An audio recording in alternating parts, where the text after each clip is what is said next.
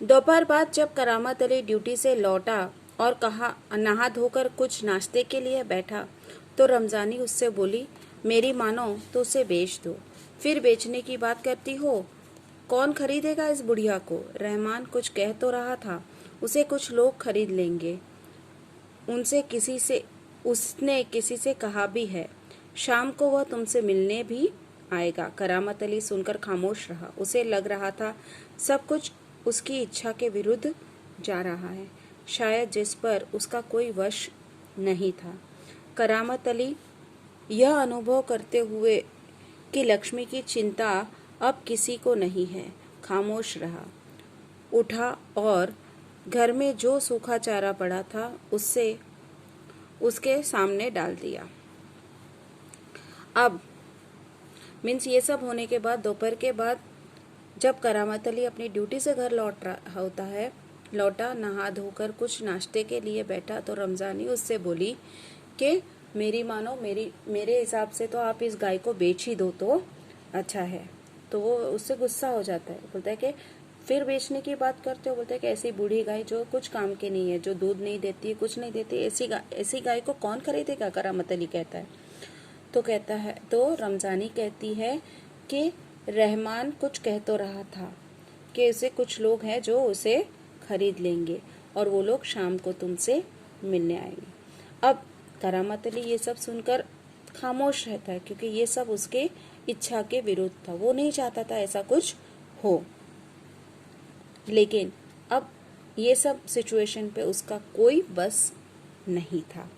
करामत अली यह अनुभव करते हुए कि लक्ष्मी चिंता अब किसी को नहीं है, करामत अली को लग रहा था कि अभी लक्ष्मी की चिंता किसी को नहीं, क्योंकि अब वो किसी काम की नहीं रही है, इसलिए अभी उसकी चिंता भी किसी को नहीं है।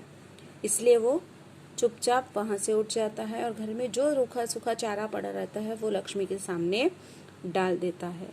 लक्ष्मी ने चारे को सूंघा और फिर उसी तरफ निराशापूर्वक आंखों से देखने लगी, जैसे कहना चाहती हो, मालिक यह क्या? आज क्या मेरे फांकने को यह सूखा चारा ही है? दर्रा खली कुछ नहीं है। करामत अली उसके पास से उठकर मुंह हाथ धोने के लिए गली के नुक्कड़ पर नल की ओर चला गया। 7-8 बजे के करीब रहमान एक व्यक्ति को अपने साथ लाया। करामत अली उसे पहचानता था।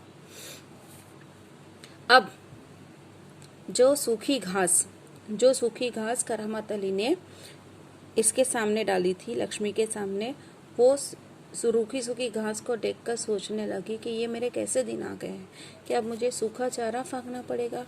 आज मेरे खाने के लिए दर्रा खली कुछ नहीं है। ये सोच वो इसी निराशा भरी नजरों से लक्ष्मी करामत अली की तरफ देखने लगी। अब करामत अली के पास में भी कुछ नहीं था, इसलिए वो चुपचाप उठकर जो नुक्कड़ पर मतलब चौराहे पर जो नल था वहां हाथ पैर धोने चला जाता है।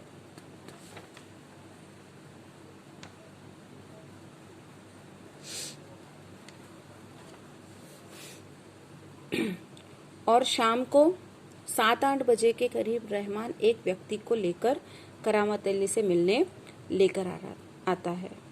शायद वो उसको पहचानता था, शायद करामत अली। इसके पहले कि उससे कुछ औपचारिक बातें हो, करामत अली ने पूछा, क्या तुम गाय खरीदने आए हो? उसने जवाब में कहा, हाँ। बूढ़ी गाय है, दूध नहीं देती। तो क्या हुआ? तुम इसे लेकर क्या करोगे? मैं कहीं और बेच दूंगा। यह तुम्हारा पुराना धंधा है, मैं जानता हूँ। मुझे तुम्हें गाय नहीं बेचनी। करामत मियाँ ने उसे कोरा जवाब दे दिया। शायद करामत अली जिस इंसान को करामत अली से मिलवाने लेकर आया था, शायद वो उसको जानता था। तो आगे कुछ औपचारिक बातें हो उसके पहले करामत अली ने उससे कुछ क्वेश्चन किए कि ये बूढ़ी गाय है, दूध कुछ देती नहीं है, तो तुम इसका क्या करोगे? तुम इसे लेकर क्या करोगे? तो वो कहता है, उसमें क्या हो गया, मैं आपसे लेकर उसको दूसरे को बेच दूंगा। तो करामत अली कहता है कि ये तुम्हारा पुराना धंधा है, मैं जानती हूँ, मुझे गाय तुम्हें बेचनी नहीं है। ऐसा कोरा कोरा जवाब देकर वो उसे जवाब दे देता है।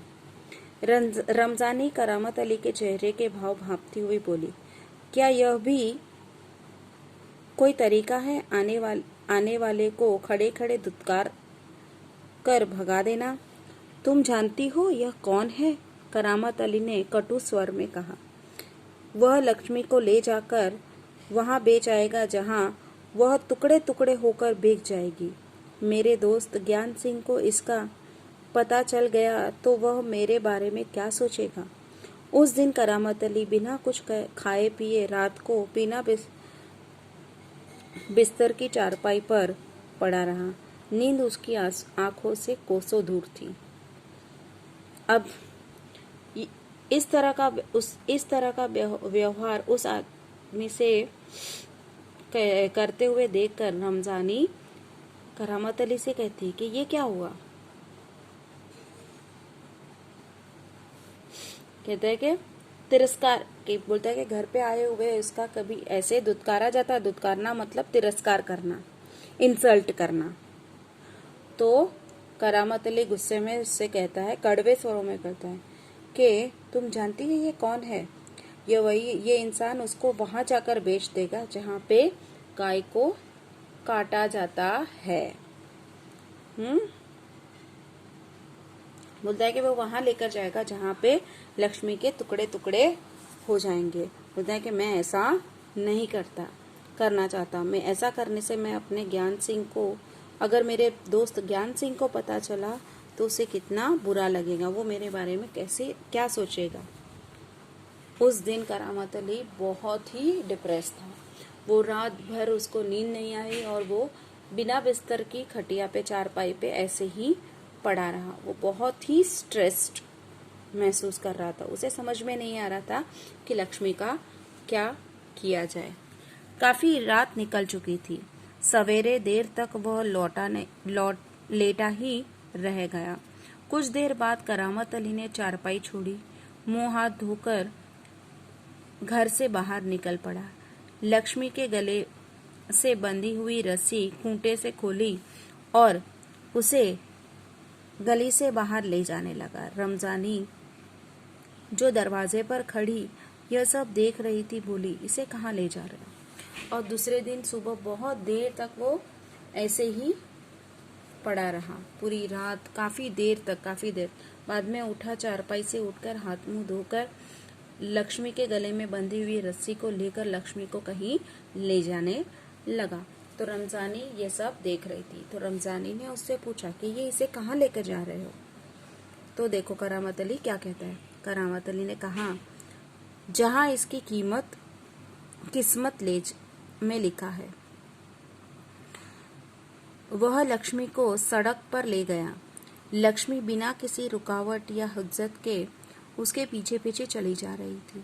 वह उसकी रस्सी पकड़े सड़क पर आगे की ओर चला गया। चलते चलते कुछ क्षण रुककर वह बोला, लक्ष्मी चल, अरे गौशाला यहाँ से 2 किलोमीटर दूर है, तुझे गौशाला में भर्ती करा दूंगा। वहाँ इत्मीनान से रहना, वहाँ तू हमारे घर की तुलना में मजे से रहेगी। भले ही मैं वहाँ न रहूं, जो लोग भी होंगे मेरे ख्याल में तुम्हारे लिए अच्छे ही होंगे। मैं कभी कभी तुम्हें देख आया करूंगा, तब तू मुझे पहचानेगी भी या नहीं, खुदा जाने। कहते हुए करामत अली का गला भर आया, उसकी आंखों में आंसू उतर आए। चल लक्ष्मी चल, जल्दी जल्दी पैर बढ़ा। और वह खुद किसी थके मांदे बूढ़े बैल की तरह भारी कदमों से आगे बढ़ने लगा। वहां से लेकर वह लक्ष्मी को सड़क पर ले आया। लक्ष्मी भी बिना किसी इसके हुज्जत मतलब बिना किसी झगड़े के, बिना किसी विरोध के, अपोज के, धीरे धीरे जैसे जैसे वो करामत अली उसे लेके जा रहा था वैसे वैसे चल रही थी। सब गांव के बाहर सड़क पर आकर उसने कहा कि लक्ष्मी चल, यहाँ से गौशाला है, 2 किलोमीटर दूर है, मैं तुम्हें गौशाला में भर्ती कराऊंगा। गौशाला मतलब जहाँ गायें रखी जाती हो। बोलता है कि वहाँ के लोग तुझे बहुत अच्छे से रखेंगे, वहाँ पे तुम्हें अच्छे खाना मिला रहेगा, वहाँ तुम शांति से रहोगी, मेरे घर के कंपेयर में तुम वहाँ बहुत अच्छे से रहोगी, वहाँ के लोग भी बहुत अच्छे हैं। बोलता है कि शायद तुम उनके साथ रह के मुझे भूल जाओगी, और ऐसा हुआ तो मैं तुम्हें कभी कभी वहाँ मिलने भी आया करूँगा। वो कहते हुए करामत अली का गला भर आया, मीन्स एकदम इमोशनल हो जाता है, उसकी आंखों में आंसू हो जाते हैं, लक्ष्मी से उसका एक अटैचमेंट हो जाता है, तो उससे छोड़ते हुए उसे बहुत दुख होने लगता है। तो उसकी आंखों से आंसू बहने लगते और वो जल्दी जल्दी लक्ष्मी को पैर बढ़ाने तो कहता है, लेकिन वह एक बूढ़े बैल की तरह, मीन्स उसके कदम उस तरफ बढ़ नहीं रहते। वो बहुत उसे लक्ष्मी को वहां छोड़ते हुए बहुत दुख हो रहा था। यह थी स्टोरी लक्ष्मी की।